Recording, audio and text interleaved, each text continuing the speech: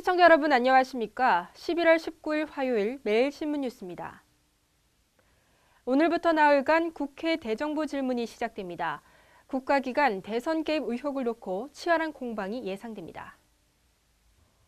국회는 19일 본회의를 열어 정홍원 국무총리를 비롯한 국무위원들을 출석시킨 가운데 정치 분야 대정부 질문을 시작합니다.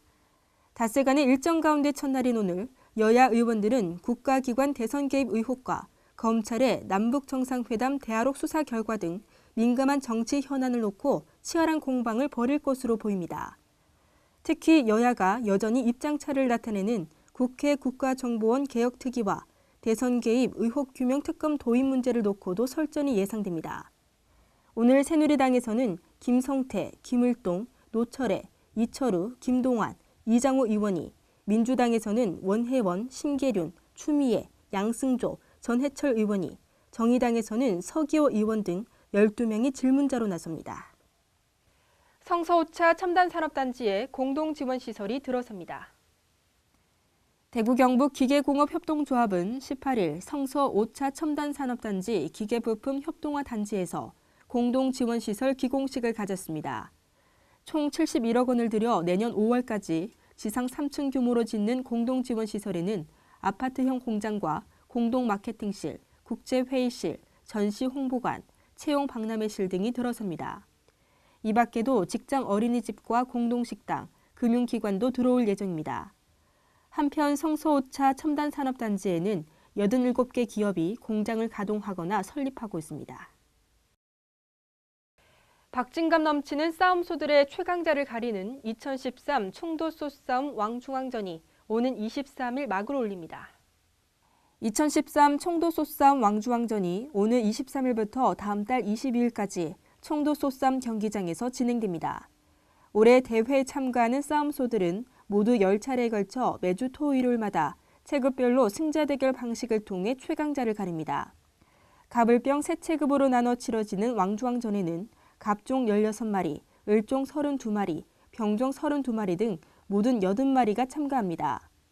공사는 올 한 해 총도 소싸움 경기를 결산하고 경기장을 찾은 고객에게 색다른 볼거리를 제공하기 위해 왕중왕전을 마련했습니다. 경상북도가 운영하는 날아다니는 앰뷸런스 닥터 헬기가 야간 비행이 금지된 데다 운항 거리가 짧아 제 역할을 제대로 하지 못한다는 지적이 제기됐습니다.